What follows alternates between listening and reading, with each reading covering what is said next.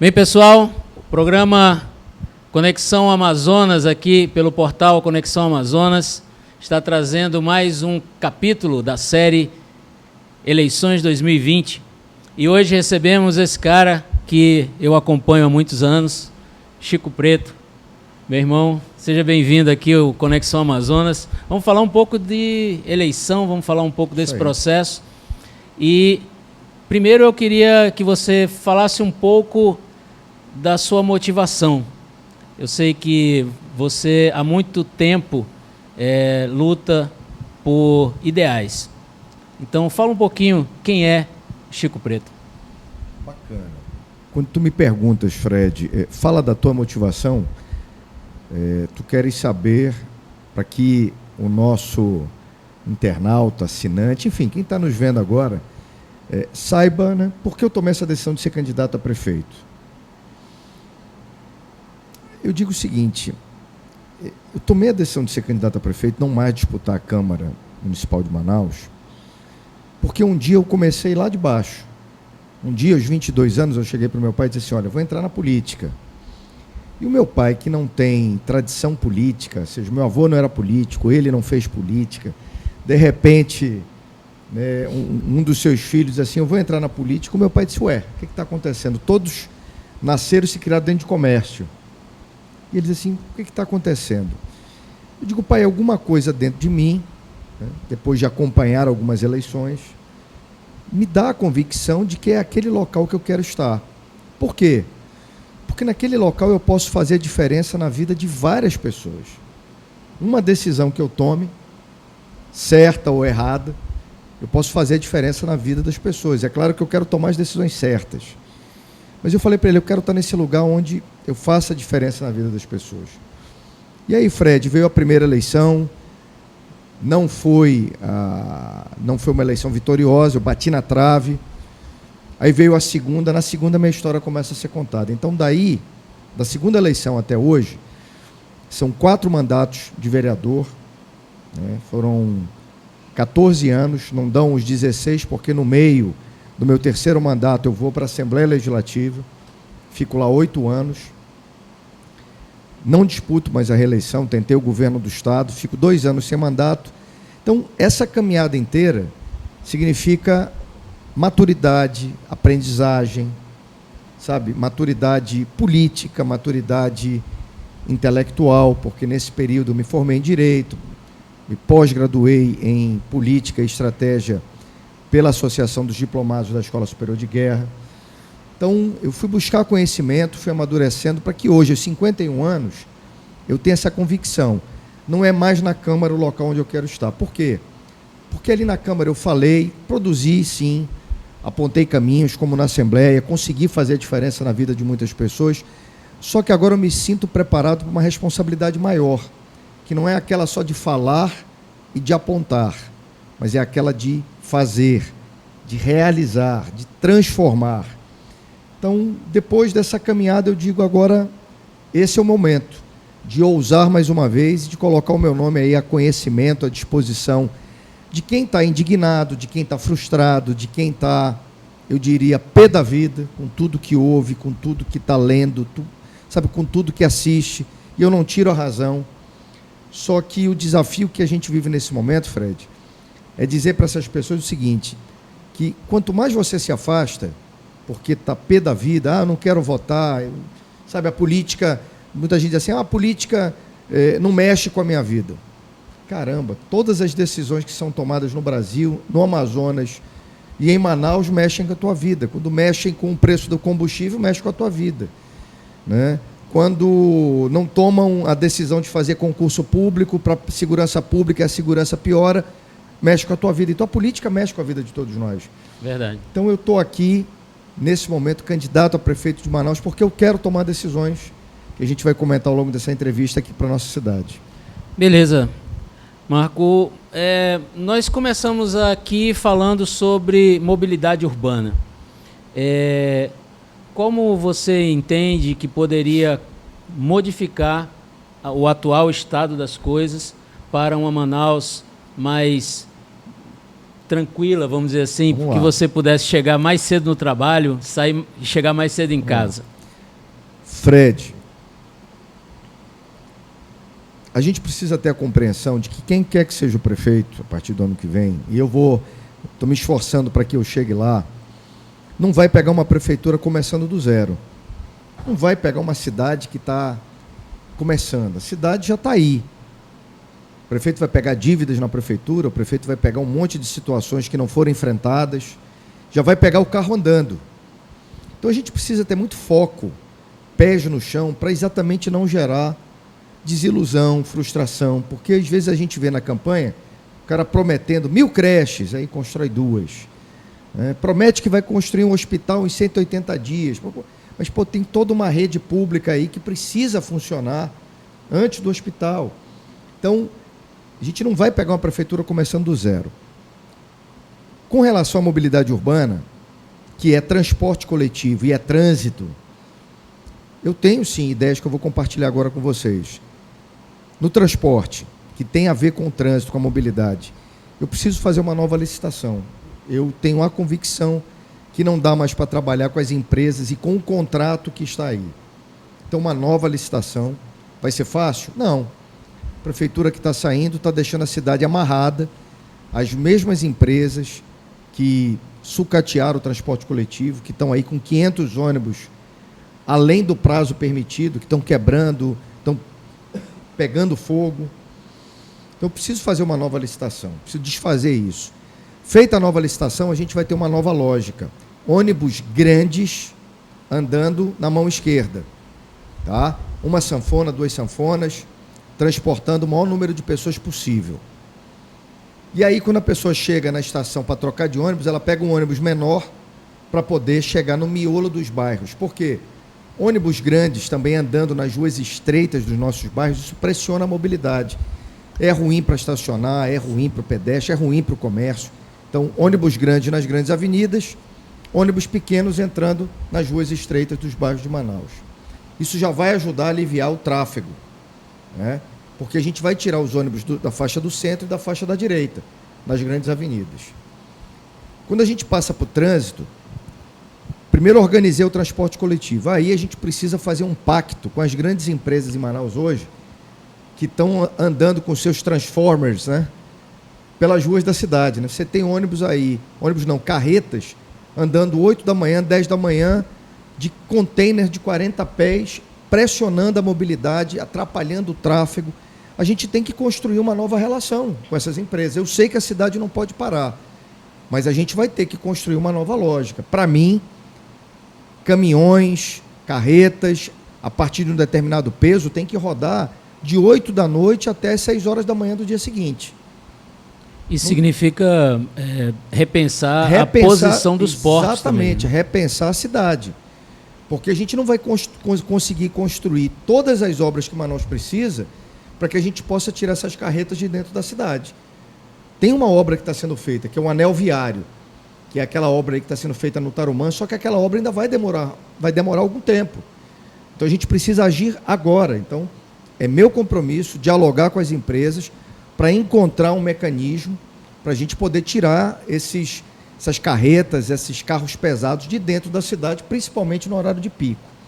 Vamos trazer tecnologia para essa relação, o famoso sinal inteligente, naquele horário de 6 da manhã ou de 5 da tarde até as 7 da noite, uma via que tem mais tráfego, a gente abre mais o sinal, a gente deixa o sinal mais tempo para o carro andar.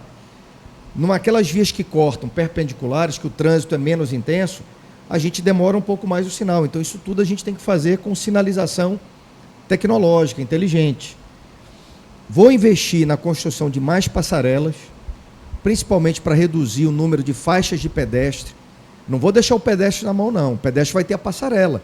Mas na hora que eu retiro a faixa de pedestre, vamos dar um exemplo, na frente ali da TVlândia, né, do TVlândia Mall, a gente faz o trânsito fluir melhor. Porque às 6 horas da tarde acende o sinal para o pedestre passar, e é um direito dele, só que o trânsito represa todo. Então, investir em passarelas para a gente poder dar fluidez no trânsito. E aí, Fred, avançar sobre o cumprimento do plano de mobilidade, que é a lei municipal que prevê uma série de intervenções, viadutos, alargamento de pistas, ligação de pistas com outras, por exemplo, a Max Teixeira com a Avenida do Turismo, ali tem um projeto. Então a gente vai precisar tomar as providências financeiras para economizar essa grana, né? Trabalhar o mínimo possível com financiamento, porque a cidade agora está cheia de financiamento nesse momento.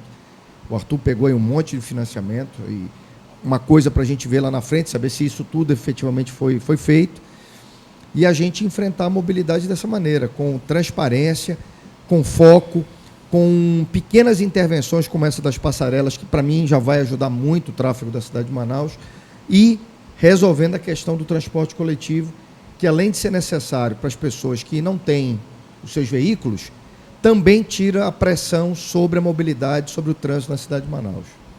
Legal.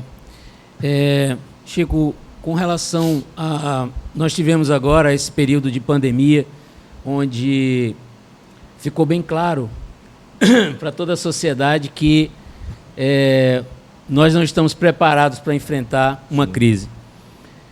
Como você vê a questão da saúde e como ela será tratada num eventual mandato seu? Vamos lá. Voltando àquela lógica.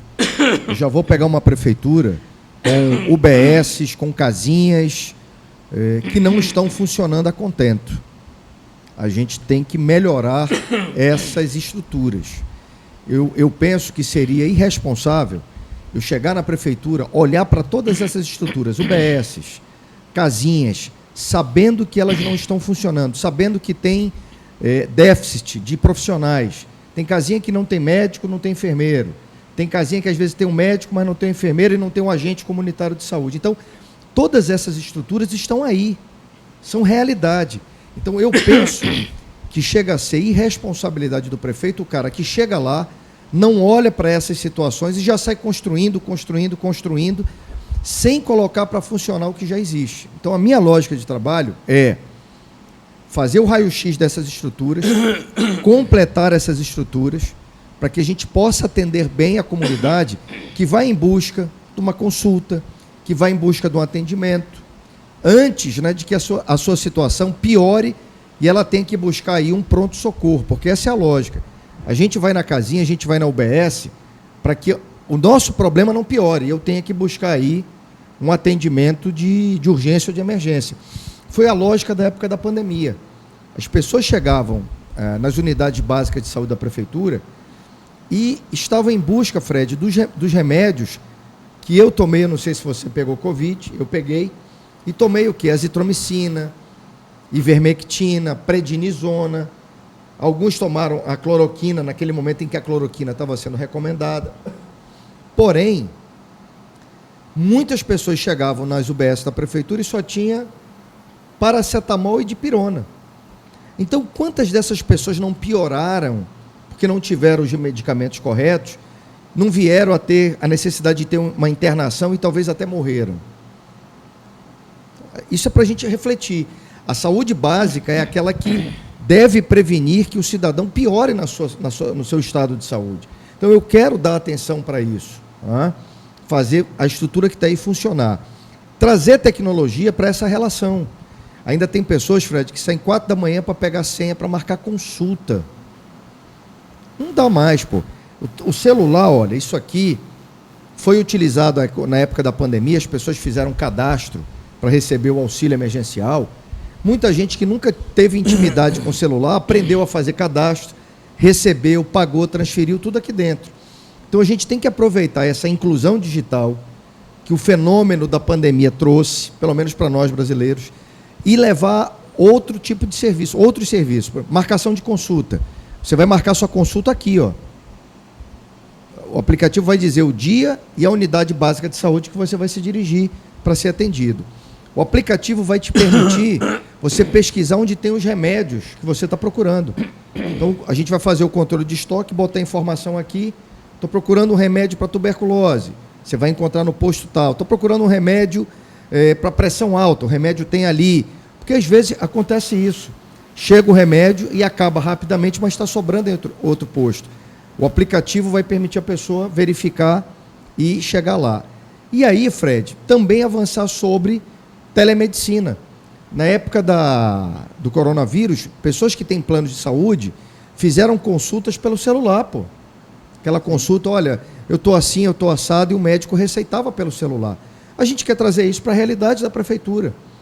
Sabe, não vou dizer para todos os atendimentos, mas para alguns atendimentos de menor complexidade, doenças respiratórias, que é muito comum na época de chuva aqui em Manaus, na época também do verão, a gente poder fazer alguns atendimentos pelo celular. Então a pessoa vai ligar, o médico vai te atender, sabe, não vai ter problema, ele te atende, faz a tua consulta. Se o caso for pior, você vai para o atendimento clínico, presencial, ou até mesmo para uma unidade de urgência e emergência. Mas eu quero trazer tecnologia para essa relação, melhorando a resposta da nossa comunidade. E isso sem parar de fazer aquilo que está dando certo. Os atendimentos das carretas, manter as campanhas de vacinação, tudo isso é obrigação da prefeitura. Mas a gente vai fazer funcionar o que já existe antes de pensar em construir alguma coisa nova, que é possível. Eu vejo muita gente falando, e eu mesmo falo, que a gente pode ter um hospital. Mas eu só construiria o hospital quando todas as unidades estivessem funcionando a contento, para que posteriormente a gente tivesse a grana para fazer funcionar também um hospital para pequenas cirurgias, desafogando as filas das unidades de saúde do Estado. Legal. Com relação à educação, vamos lá. Nós temos aí um desafio enorme, como você falou na introdução, eram 1.000 creches, mas só conseguiram entregar 2. Eu vejo aí... Olha, quem prometeu as 1.000 creches não fui eu, viu? Foi o então candidato a prefeito de Manaus em 2008, amazonino Armando Mendes. Ele prometeu as 1.000 creches, só construiu 2. Né? E ao final ainda do seu governo, aumentou a taxa de esgoto, que era 80, ele aumentou para 100. Então vamos dar a César o que é de César. Bom, nesse aspecto da educação, como que nós podemos ver a atuação da sua administração, numa possível administração sua, o que você vai fazer pela educação?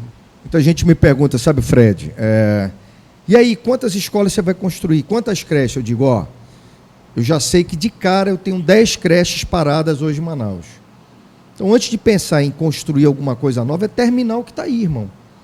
Eu trabalho com essa lógica. A lógica simples. Eu sou aquele cara que prefere um feijão com arroz todo dia, bem temperado, sabe, do que um filé mignon uma vez por ano. Então tem cara que está prometendo um monte de coisa mirabolante, mas bora fazer funcionar o que existe. Se o que existe funcionar, cara, a gente resolve boa parte dos problemas do povo. Então, creches, eu tenho que fazer funcionar o que está parado. Então a gente vai retomar as obras e entregar mais 10 creches que já são aí, cada creche deve ter quantas vagas? Aproximadamente 3.000, 4.000 vagas aí para as mães, para as famílias aqui de Manaus. Tá? Com relação à educação, é meu compromisso, primeiro, implantar a metodologia cívico-militar em escolas da prefeitura. Não é escola militar. A escola militar é o Estado que está implantando, porque o Estado tem a polícia militar. Mas a gente tem a pedagogia, que está aí funcionando já em alguns lugares, chamada pedagogia cívico-militar, onde não só o conhecimento, as informações são importantes, mas também a disciplina, entender o que é hierarquia. Eu, no outro dia, falei isso, alguém disse, só quer adestrar os meninos? Não, você adestra animal. O ser humano, você educa e você ensina limite, porque isso vai fazer toda a diferença na vida dele lá na frente. Se isso não fosse bom, Fred, não tinha porrada hoje, pai procurando escola militar para matricular o seu filho. Essa é a realidade que a gente vive em Manaus. Quantidade de pais que me ligam, ei, consegue uma vaga para o meu filho, na creche, na escola militar, porque eles sabem que essa pedagogia, ela transforma o ser humano para melhor. O ser humano determinado, focado, sabe, que aprende o que é respeito, disciplina. O pai quer um filho assim. Então a gente vai implantar nas escolas da prefeitura a pedagogia cívico-militar. Vamos garantir que o diretor, que é o chamado gestor hoje, seja nomeado por competência. Então nada de peixada, nada de fulano pediu para indicar ciclano. Não. Provas, títulos, entrevista, processo seletivo. Eu quero o melhor gestor, o melhor diretor, me ajudando a Manaus a gente ter a melhor educação. garantir a formação continuada dos nossos professores, Fred. Porque os nossos professores hoje, eles já têm nível superior. Então está na hora de falar de pós, mestrado, doutorado. Então é meu compromisso, com os recursos da Prefeitura, com os recursos do Fundeb, fazer com que isso avance. Porque um professor bem treinado, bem qualificado, ele impacta na educação lá na frente. Ele consegue dar uma melhor educação para os nossos filhos. Avançar sobre, né, falamos da formação continuada, falamos da Escola Cívico-Militar, falamos da nomeação por mérito, e agora chega num ponto que é de fundamental importância, que é o seguinte: de primeira a quinta série é um momento muito importante, Fred, da formação dos alunos. Eu diria que junto com a creche é aquilo que o baldrame representa para essa casa. Se você não tem um baldrame forte, parede racha, o teto não se sustenta. Então, onde é que é o baldrame da formação dos nossos filhos? Primeira a quinta, junto com a creche, é a primeira a quinta série. Lá ele aprende a ler, a escrever, a ter raciocínio lógico, a interpretar o que está lendo. Se a criança não tem isso, cara, ela vai fazer um nível médio ruim, a faculdade vai ser pior ainda. Eu vejo isso hoje em dia. Tem muita gente com faculdade que, se você der um texto científico para ele ler, interpretar, fazer um resumo, ele não faz. Por quê? Porque ele não teve uma boa formação. Essa é a minha conclusão. Uma boa formação de primeira a quinta. Por que isso está acontecendo? Porque o professor está hoje com um professor com 40 meninos dentro de sala de aula, cara. É impossível dar a atenção e ajudar esse menino a ter a melhor formação que ele merece. Então, qual é a nossa meta? Um professor a mais por sala de aula de primeira a quinta. Consigo fazer isso tudo de uma vez só, numa porrada só? Não. Começa pela primeira série, preencheu na primeira série, vamos para a segunda, preencheu na segunda, vamos para a terceira, e até chegar à quinta série. Dessa maneira, eu tenho certeza que a formação dos nossos filhos, principalmente aqueles que estudam em escola pública, vai ser diferenciada no futuro. Então, para a educação, transparência, meritocracia, reforço nas séries iniciais, é dessa maneira que a gente vai continuar alcançando bons resultados para a educação, como a gente, do a César o que é de César, a gente teve aí durante esses últimos anos. Houve uma melhora, Manaus saiu da 23ª para a 9ª, a gente tem que reconhecer isso, só que tem muito trabalho pela frente, e eu quero agora pegar esses pontos que eu comentei para a gente avançar e melhorar mais, sair da 9ª, vamos chegar na 5ª, bora chegar na 4ª, colocar Manaus em posição de destaque na educação fundamental. E como você falou, né, chegar na primeira, né? Foco é a primeira. Foco é a primeira. Mas a gente tem que passar pela 8ª, hoje estamos em 9º, e a gente passa com projetos como esse, reforçando a base, tirando a politicagem da indicação de gestores, de gestor por competência, reforçando a qualificação dos nossos professores e implantando aí uma pedagogia, que eu acredito que é a pedagogia cívico-militar. Legal. Nós falamos de mobilidade, nós falamos de saúde, falamos de educação, né? Agora eu queria falar um pouco de infraestrutura. Opa! Infraestrutura é algo que mexe também muito com a cidade, com as pessoas. Infraestrutura remete imediatamente à água, esgotamento. Esgoto. Internet hoje é infraestrutura. Internet, as vias, né? A melhora das vias de acesso, manutenção das vias. Perfeito. Como você enxerga os desafios na infraestrutura para Manaus? Fred, eu peço a Deus que me dê saúde e sabedoria para enfrentar esse desafio. Coragem também. Quando eu digo coragem, é porque hoje eu afirmo que boa parte dos recursos que são destinados para a infraestrutura acabam sendo dragados pela corrupção. Obras que começam por um preço, terminam com 3 vezes o valor do preço. Isso é dinheiro que fez menos, né? Menos infraestrutura. Materiais que são desviados, asfalto, areia, cimento, tem que ter, controle sobre isso. Infelizmente, isso acontece diariamente. Tem muitos recursos que hoje são gastos com prioridades que não são aquelas que a cidade realmente carece. Infraestrutura é uma necessidade. Então, a infraestrutura perde quando preços são superfaturados na prefeitura e o cara, quando recebe a fatura na prefeitura, ele acaba deixando 10, 15, 20% para alguém que pediu propina, senão ele não recebe. Então a gente vê dinheiro sendo dragado pelo ralo da corrupção. Eu preciso enfrentar isso de cara, Fred. Acabar com essa história de só recebe se pagar 10%. Se eu conseguir diminuir os preços que são praticados para a prefeitura, eu vou fazer mais infraestrutura. Mas eu vou garantir que o cara vai receber em dia e vai receber sem essa faca no pescoço de pagar propina. Se eu conseguir começar uma obra por 1 milhão e terminar por 1 milhão, eu tenho mais dinheiro para infraestrutura. E se eu organizar os gastos com publicidade e propaganda, porque além de valores absurdos, tem coisas que eu não consigo entender na prefeitura. Como é que uma empresa que tem uma estrutura posta, pública, né, e que tem um contrato de parceria com a prefeitura, recebe, por exemplo, R$10 mil por mês, e um cara que tem um blog no celular recebe R$10 mil por mês? Não entendo isso. Então, tenho que qualificar os gastos com publicidade e propaganda. Publicidade e propaganda tem a sua importância, sabe?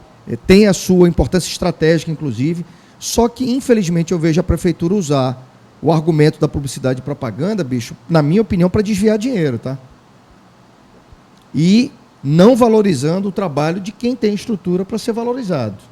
Então, eu preciso corrigir esses rumos. E aí, vamos começar a enfrentar a infraestrutura. Água e esgoto. Sem dúvida, hoje o trabalho que é feito pela empresa que está aí solucionou o problema de muita gente quando o assunto é água. Mas não quer dizer que não tenha lugares em Manaus que não tenham problema. Durante a campanha eu visitei lugares que não tem água. Visitei lugares que só tem água de manhã, não tem água à noite. E a água para ser o quê? Contínua. Então a gente vai atacar com a empresa que está aí. Eu não pretendo retomar para a prefeitura o controle e a prefeitura fazer a administração direta. Eu pretendo rever pontos do contrato, dentre eles, por que o esgoto sanitário em Manaus tem que ser 100%? Se em outros lugares tem tarifas de esgoto que são 50%, 60%. Por que Manaus tem que ser 80%? Eu preciso esclarecer isso aí, sabe, para colocar no ponto certo, no ponto equilibrado. Não seria justo cobrar pelo percentual de esgoto instalado? Pois é, olha só. Tem esgoto, quem comprovadamente tem esgoto, paga pelo esgoto. Mas ainda assim, 100% eu acho absurdo. Quem não tem, não deve pagar. Hoje se cobra pela disponibilidade, digamos assim. Pois é, hoje é o seguinte... E pressupõe-se que, ao ter uma ligação de água na sua casa, você, mesmo não tendo uma ligação de esgoto, esgota aquilo de alguma forma. Se você tem fossa e sumidouro na sua casa, você não é obrigado a pagar o esgoto. Tá? Isso é claro. Mas também você não pode pegar o seu xixi e cocô e jogar direto no rio, sem tratamento. Todos nós temos essa responsabilidade. Então, eu posso fazer uma fossa e um sumidouro na minha casa. Eu vou ter o custo de quê? De ir lá fazer o limpa-fossa, o esgotamento, tirar a fossa. Se eu não tenho a fossa, e eu tenho uma rede de esgoto que passa na frente da minha casa, eu sou obrigado a usá-la. Eu não posso despejá-la na rede de drenagem da prefeitura, que é a rede de água de chuva. Pluvial. Água pluvial. Não posso. Então, só que além disso, Fred, 100% eu acho caro.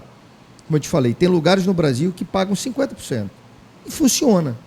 A pergunta é, por que Manaus tem que ser 100%? Ninguém explicou. O Amazonino saiu, aumentou de 80 para 100 e não explicou por que tem que ser 100. Simplesmente deu a canetada e a abelha voou e deixou o ferrão aqui com a gente. Não dá. Eu preciso ver essa questão. Saneamento básico, infraestrutura, é drenagem de chuva. Então, o que eu estou vendo hoje em Manaus? A gente tem vários pontos de alagamento. Eu tenho que trabalhar no verão prevenindo o inverno, a infraestrutura da cidade. Então, em vez de gastar milhões com propaganda e publicidade, eu trago para esse trabalho preventivo de limpeza de igarapé, desobstrução de bueiros na cidade. Porque quando vem a chuva, ela vem, como fala o caboclo, com borra, e deixa a cidade alagada em vários pontos. Eu tenho que preparar no verão para o inverno. Tá? Então, nessa questão aí de obras, o caminho é esse. Mas tem uma infraestrutura hoje que é fundamental, a infraestrutura tecnológica da cidade. Se a gente quer ganhar dinheiro com turismo, a gente tem que botar internet na cidade na maior quantidade de pontos possível. Isso tem a ver com infraestrutura? Tem.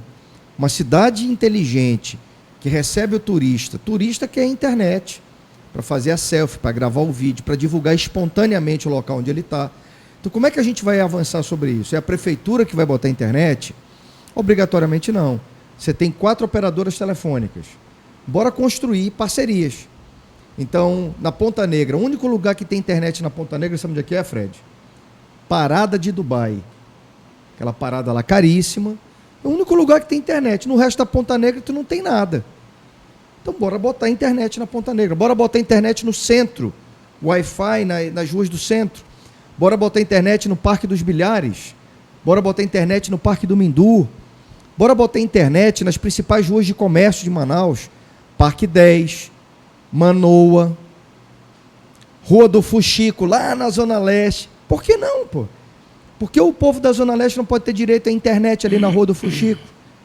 Feiras públicas, Feira da Manaus Moderna. A gente tem que ter ousadia para isso. Então, com parceria, a gente resolve esse problema e vai dando para a cidade a infraestrutura que a cidade precisa, tanto do ponto de vista de obra, quanto do ponto de vista tecnológico.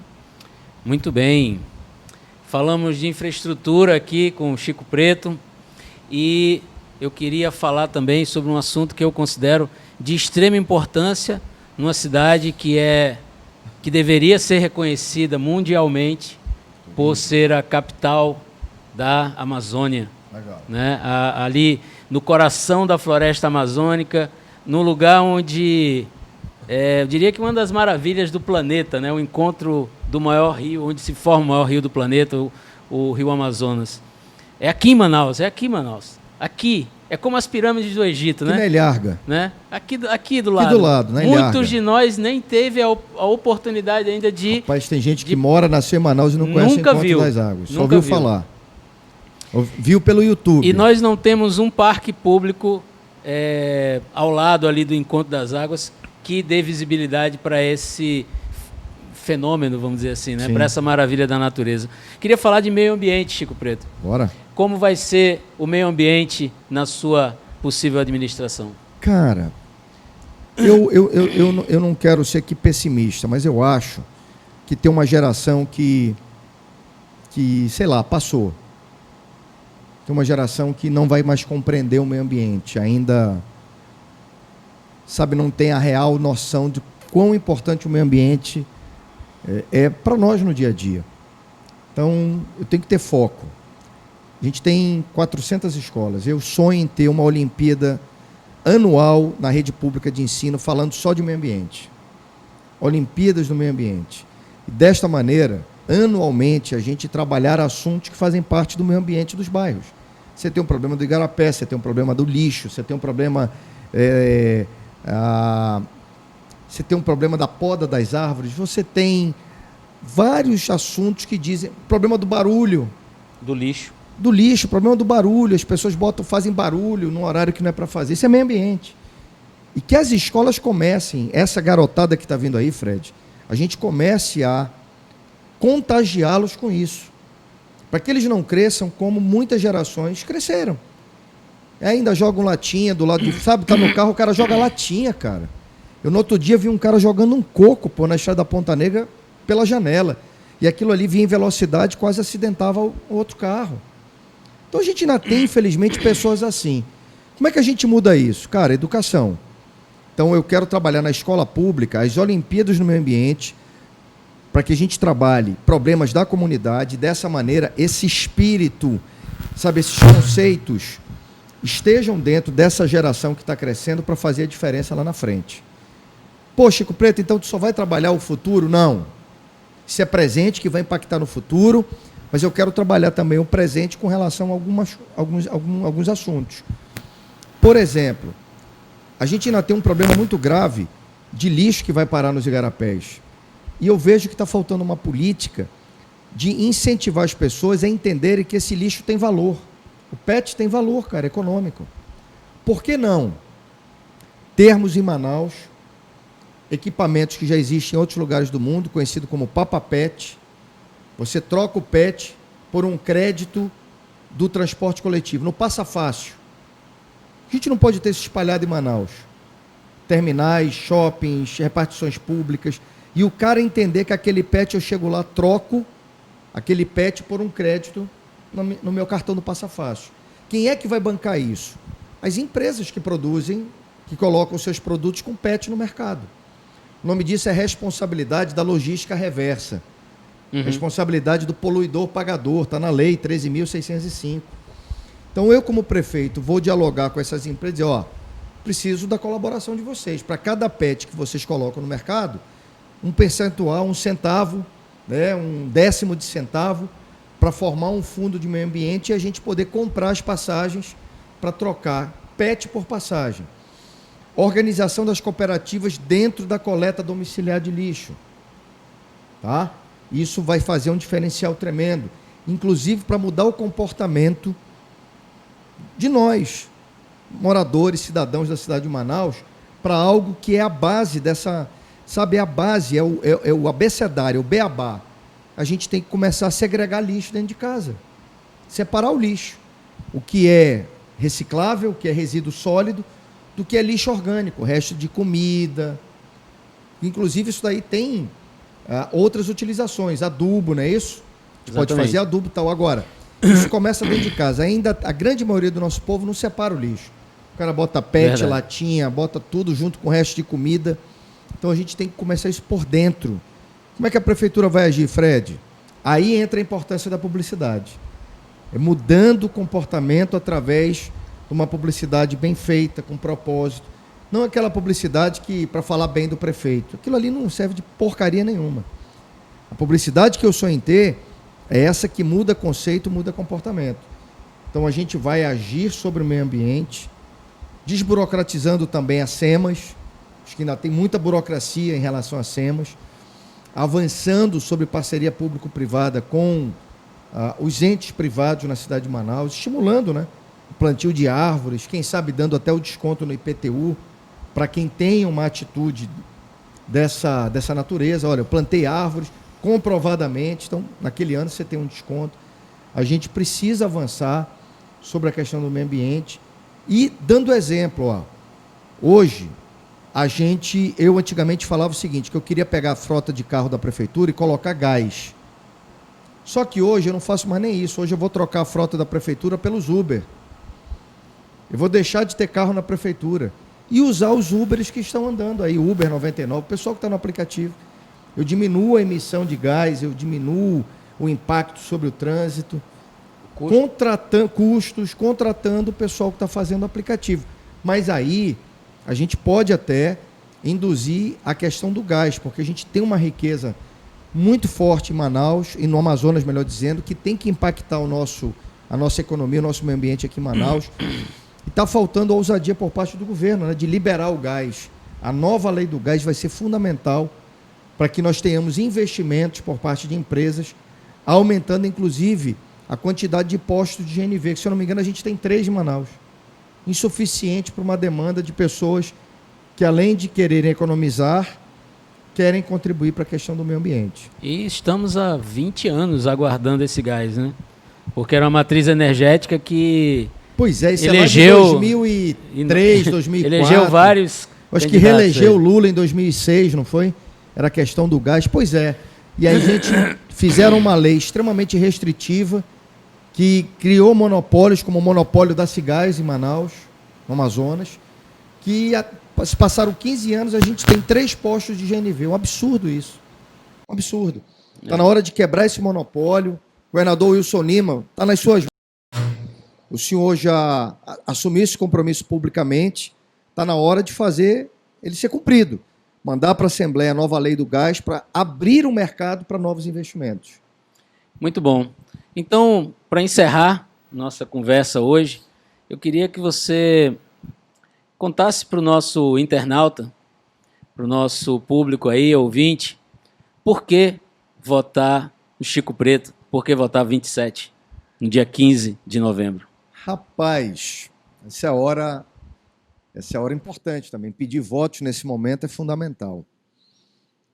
Eu tenho dito de forma simples que você talvez já tenha dado chance para muitos políticos que já foram prefeitos, já foram governadores. Você talvez já tenha dado chance para o novo, né? Agora na eleição de 2018, novo. Por que não fazer agora, não uma experiência, mas acreditar, sabe, em pessoas que se prepararam? É o meu caso.